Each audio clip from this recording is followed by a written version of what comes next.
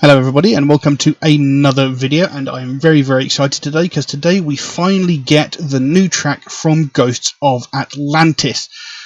This is the third single from their upcoming album 3624, which is being released in March. The track we're looking at today is a track called The Third Pillar. It is actually the first track off the album.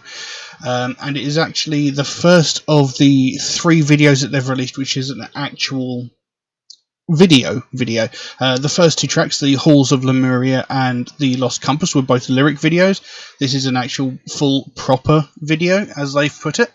As I said, I've really enjoyed the first 2 tracks. Halls of Lemuria I thought was fantastic. The Lost Compass I thought was an absolutely exceptional piece of music. So we've got The Third Pillar today, which, as I understand it, is going to be the last single they release before the album comes out in March. Which, as I said, I'm very much looking forward to. I'm sure many of you might be looking forward to that as well. And if anybody's wanting to pre-order the album, I will put links below where you can go to pre-order it, should you so desire, or have you not done so just yet. So anyway, let's just jump straight into this track, The Third Pillar by Ghosts of Atlantis, and let's see what we get. I do actually have lyrics as well, which is really nice. They were supplied underneath the video. So here we go.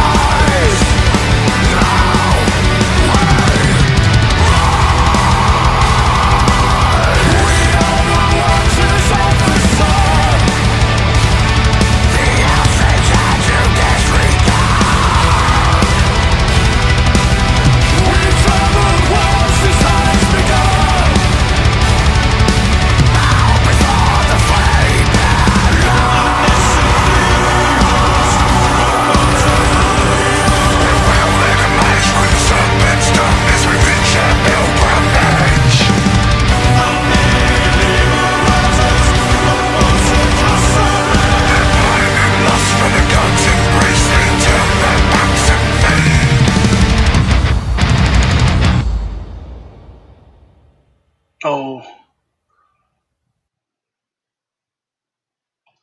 and there we go.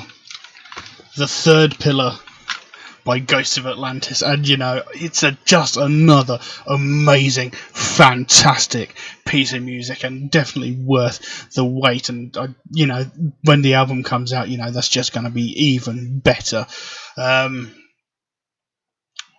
This track feels a fair bit heavier than the first two. I mean, the Halls of Lemuria was pretty heavy, more in the melodic sort of sense. Lost Compass then came in, and that was pretty damn heavy. And this track just, this is the opening track to the album. So what a way to open an album. Now, as I said, there were lyrics to the video, to the song below the video. And it starts out, I don't actually remember hearing this bit in the song. It says, hail their demise, hail their demise. And then there was that sort of choir, and they were singing in Latin. I do not know what this translates to. I'm sure someone might be able to tell me. It says, Manus inferius, remota palia, mane liberatus, remota cacarum. And then it goes, the stars will guide us through the dark, direct us, embark upon crusades of freedom. The cries of men that we now hear, enlighten divinity concealed as treason. To the horizons we seek, for righteousness at the peak, the three pillars, they blind out the light, masquerades as the Icarus takes flight. Now, the track is called The Third Pillar. They make a reference there to the three pillars. And one of the logos frequently used throughout this, throughout all the marketing and everything for this band, and even in the video, he's got it painted on his head. There's that sort of curve with the three vertical lines on it, which I'm assuming is supposed to represent the three pillars. Now,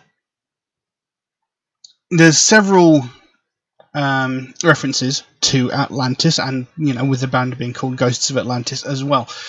I'm guessing this has got something to do with Atlantis. Maybe the three pillars marks the entrance to Atlantis. I don't actually know that much about Atlantis, but from what I understand, I think that this is a concept album, and it might actually be chronicling, a voyage to rediscover Atlantis. The sunken city of Atlantis. They might be trying to rediscover it, or it might be the story of how Atlantis came to be the sunken city of Atlantis. I'm not entirely sure.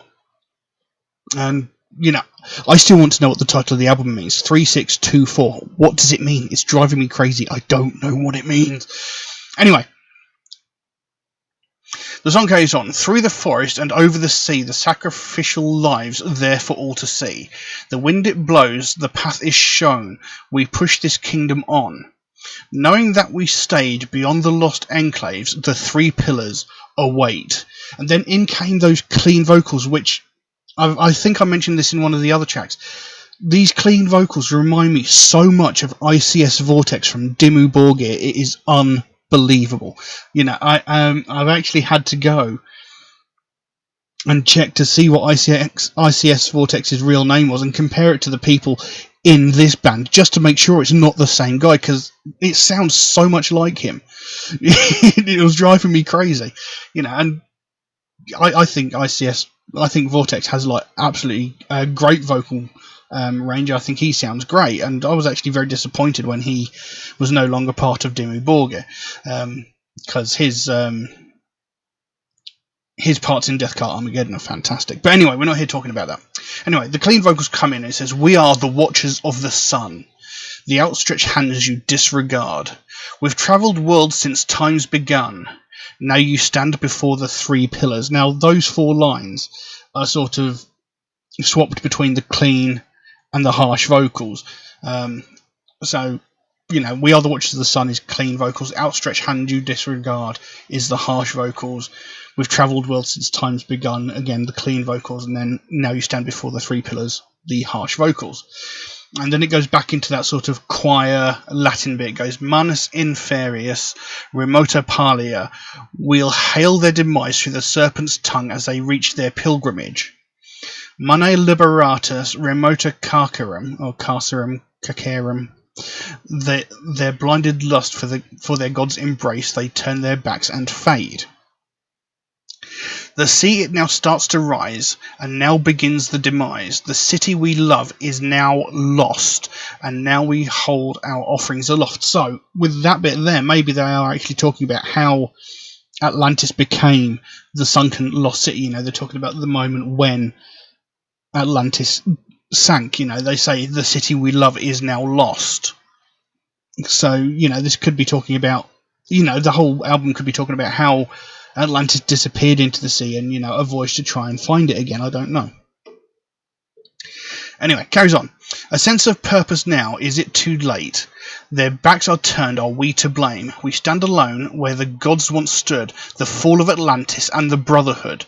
Break the shackles that once remained, the three pillars await. And then in come those clean vocals again. We are the watchers of the sun, the outstretched hands you disregard.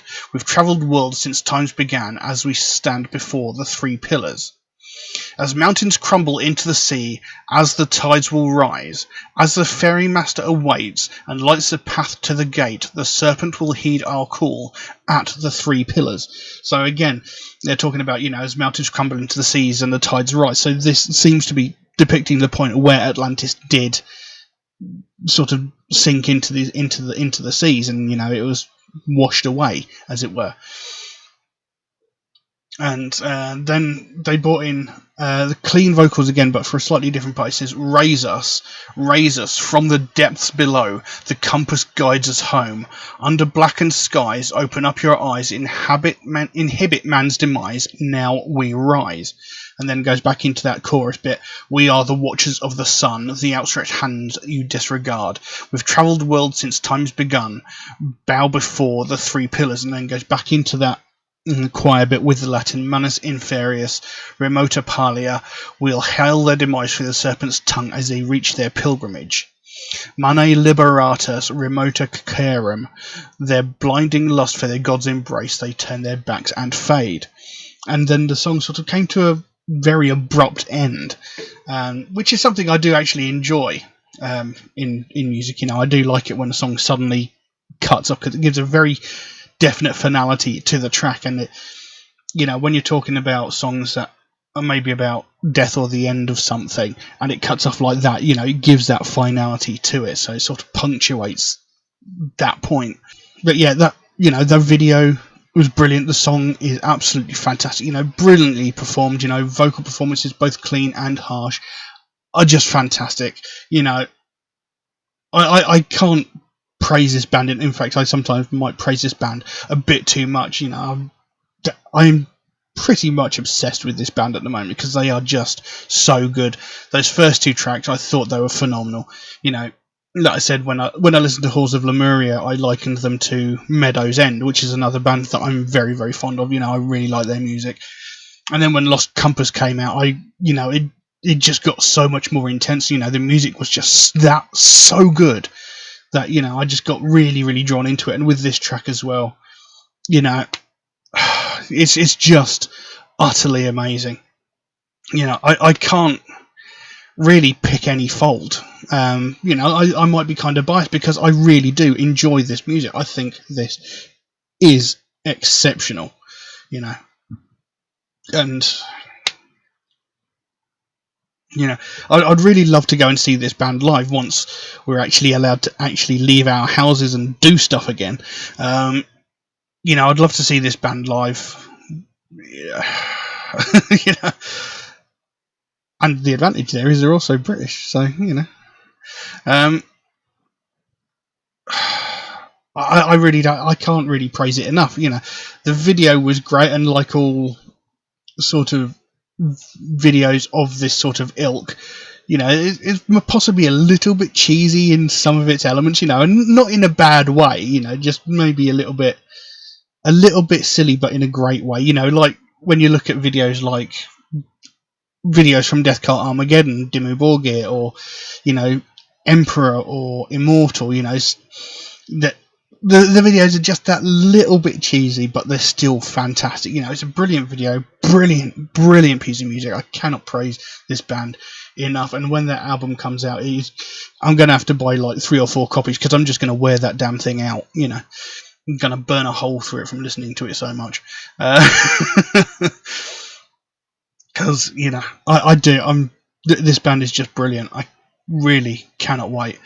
I want to hear more material of theirs. I can't wait. You know, I can't wait until something else gets brought out, and I still want to know what the name of the album means. What is 3624? What does it mean? It must mean something. It's driving me crazy because I can't figure it out. But anyway, I'm going to stop gushing over this band now, because I'm making myself look like a bloody idiot. But yeah, fantastic track. Fantastic band. I'll put links below where you can pre-order the album, should you so desire.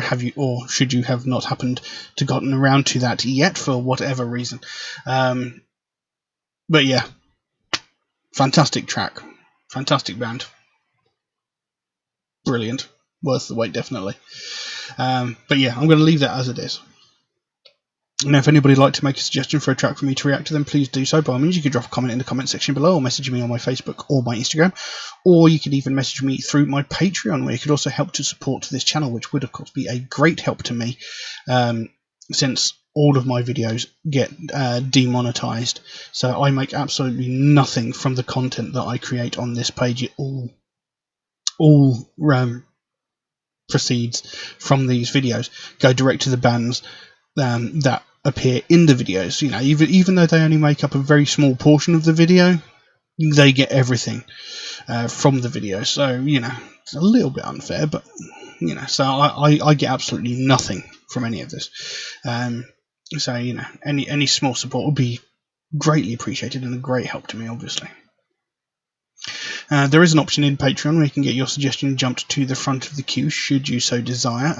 There is a limit on how frequently you can do that, and that's just to be fair to people who suggest tracks through regular means such as Facebook, Instagram, and YouTube comments. And if you do suggest through those regular means, do know it could take me a while to get around to your suggestion, since I do get suggested so many new tracks every single day that my list grows faster than I can record the videos.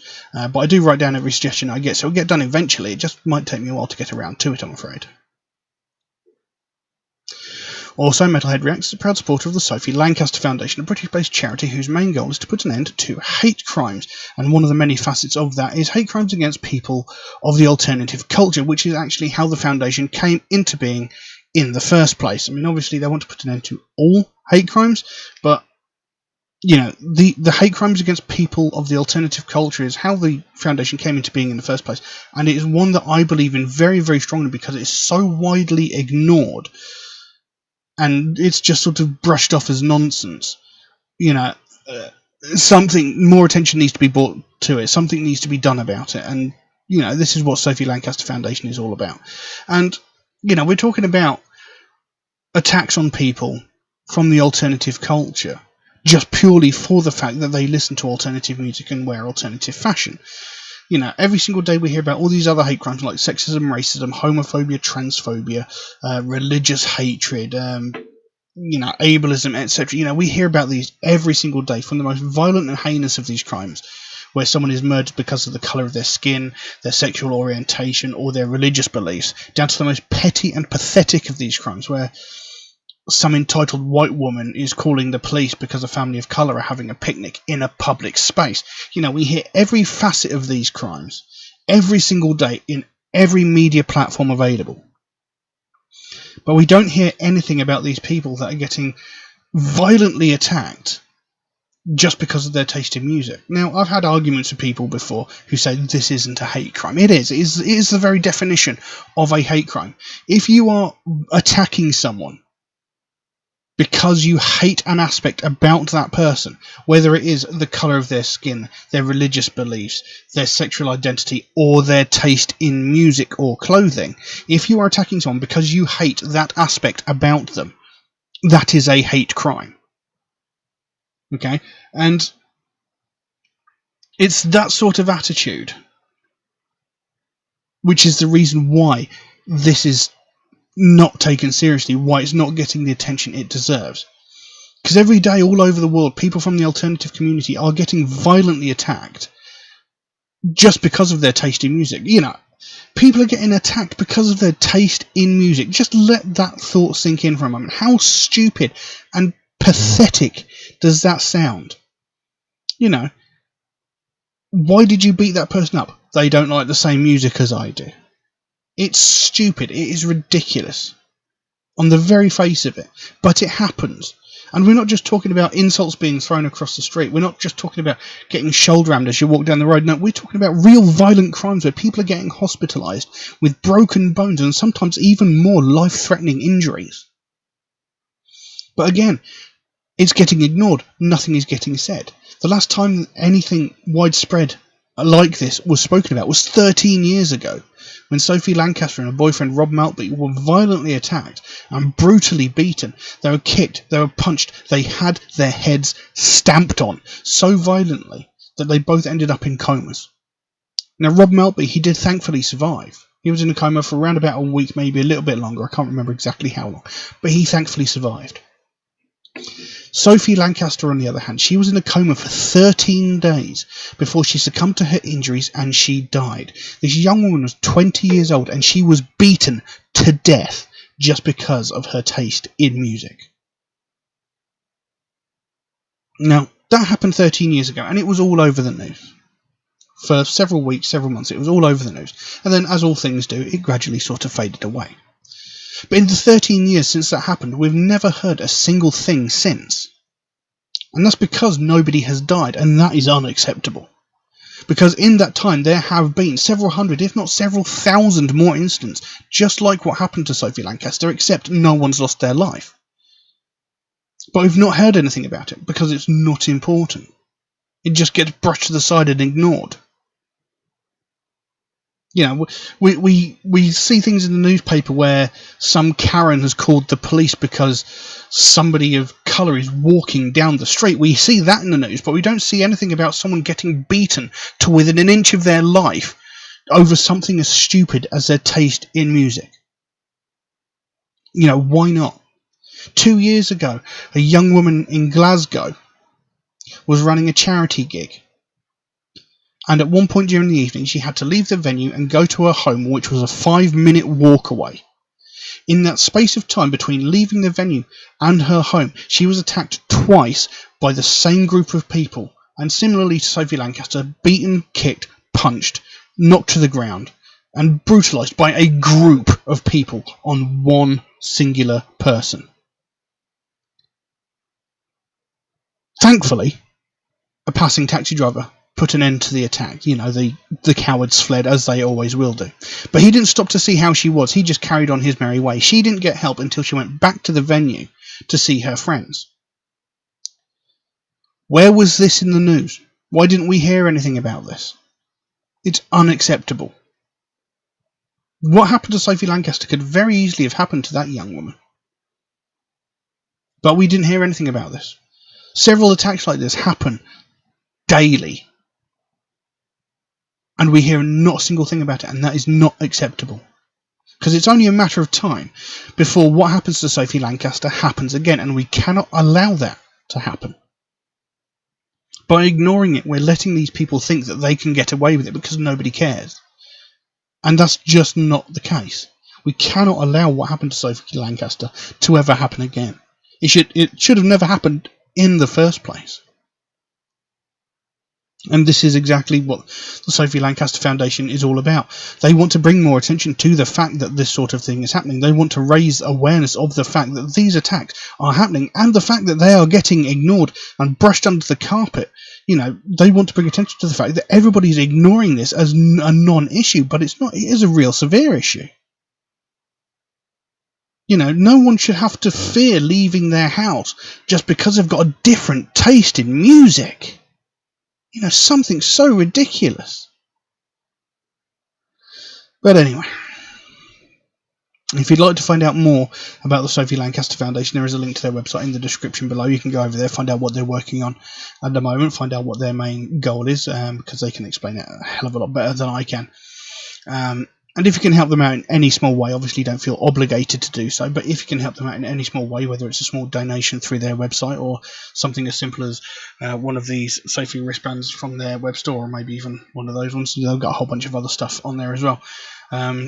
But the smallest amount can make the biggest difference, and the sooner we bring more attention to this, the sooner we get more people talking about this, the sooner we make more people realise that this is, in fact, a very real problem, the sooner we can help to stamp out prejudice, hatred, and intolerance everywhere. But I'm going to leave that as it is for the time being. Thank you all very, very much for watching, and I'll see you again soon. Bye-bye.